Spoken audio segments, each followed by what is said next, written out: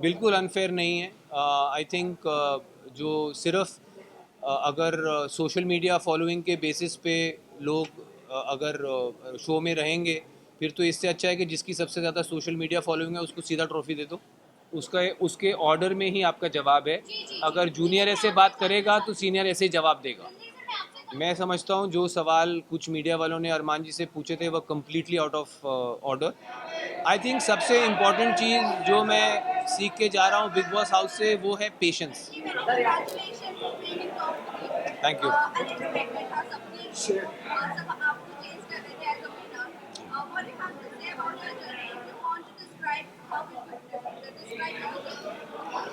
I will describe my journey as a roller coaster ride, mentally, physically, emotionally. I've done a few reality shows before this, but nothing like this. It's a very intense experience. I think uh, it draws, it takes a heavy toll on you, uh, again mentally, physically, emotionally, and it's not an easy task. It's not for the light-hearted. It's not for the क्या होता है phrase? What-hearted? Light, faint-hearted. It's not for the faint-hearted.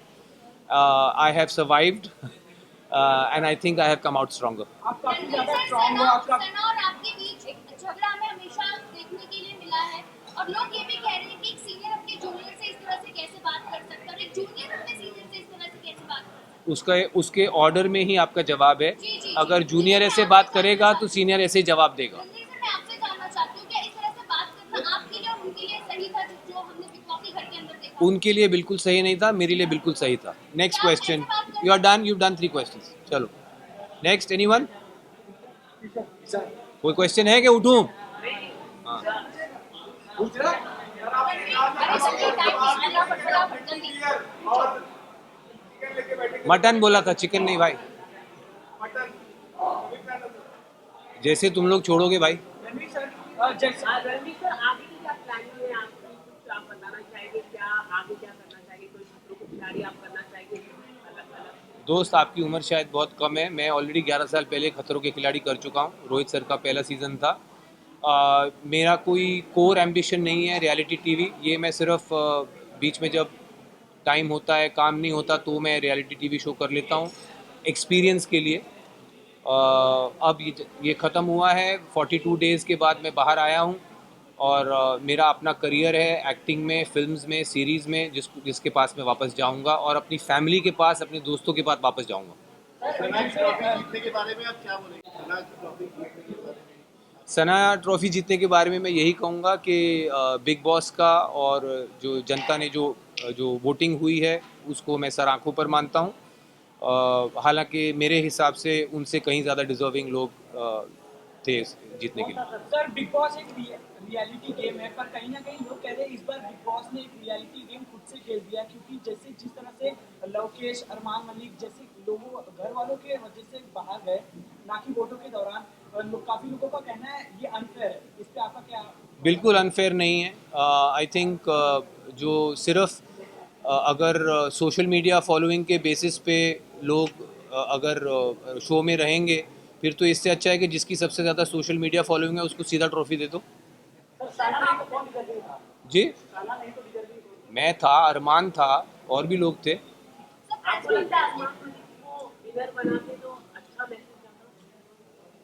यार उस मतलब message का क्या, जो अच्छा उस घर में जो अच्छा कर रहा है वो जीतना चाहिए। उसमें मतलब मुझे समझ में नहीं आया आपका सवाल। सर प्रेस कॉन्फ्रेंस के बाद आपने अरमान जी को सपोर्ट किया था और मीडिया को आप आगे लोग बैठकर ब्लेम कर रहे थे सर ये यहाँ पर आप कितना कैसे जस्टिफाई करोगे इस चीज़ को? मैं समझता हूँ जो सवाल कुछ मीडिया वालों ने अरमान जी से पूछे थे वह कम्प्लीटली आउट ऑफ ऑर्डर। तीन कंसेंटिंग अडल्ट्स किस तरह अपना जीवन चलाना चाहते हैं, आई डोंट थिंक इस तरह के सवाल आने चाहिए थे।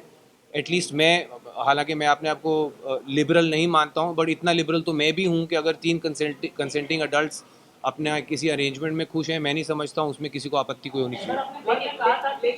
यार आप दोनों ही सवाल पूछ रहे हो, बीच वालों के कोई सवाल हैं कि नहीं?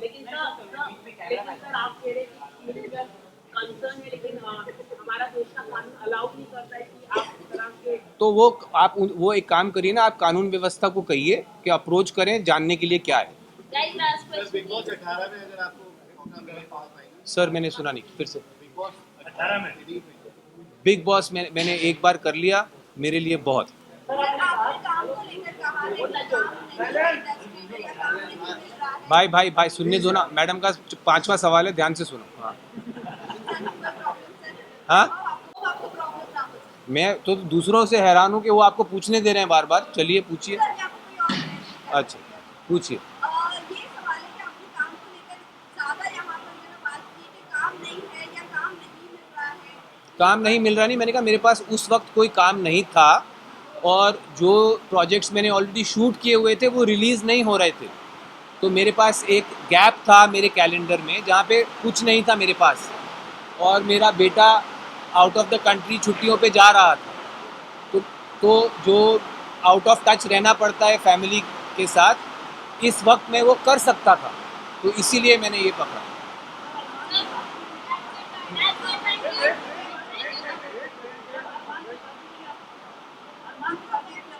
भाई साहब इनका ख़त्म होने दीजिए। अभी रिलीज़ नहीं हुआ है, मुझे अभी पता लगा है कि वो रिलीज़ अभी पता लगा है यहाँ आने से पहले। मैं 42 डेज़ कैप्टिविटी में रहा हूँ, फैमिली फ्रेंड्स और दुनिया से कटा हुआ, तो मुझे अंदाज़ा नहीं है। बट मुझे खुशी है कि मेरे बाहर आते ही मेरा जो काम रिलीज़ नहीं हो रहा था वो रिलीज़ होने वाला है, एंड आई होप आप सब इसी इंथुजियाज़म से उसके लिए भी मुझे मिलेंगे। बॉलीवुड में ही नहीं, मैंने कहा दुनिया, बॉलीवुड दुनिया में ही है ना, क्या कहीं और है? हाँ मैंने, यार मैं बोल रहा हूँ बॉलीवुड में भी दुनिया में भी बहुत लोगों के ऐसे रिलेशनशिप्स हैं। लिबरल्स की दुनिया में मैं खुद जानता हूँ, बहुत अर्बन एरियाज में बहुत लोगों के ऐसे रिलेशनशिप्स हैं जो पब्लिक नहीं है। अब ये इनके रिलेशनशिप पब्लिक हैं, तो आप लोग कौन सी ऐसी चीज है जो बिग बॉस से आप बिग बॉस से कोई ऐसी चीज सीख कर जा रहे हैं, कुछ लाइफ में कुछ सीख कर जा रहे हैं big boss?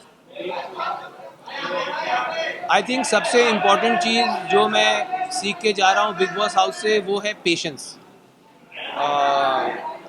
For top serials on sets to personal interviews and fun segments with actors, subscribe to Telebytes right away.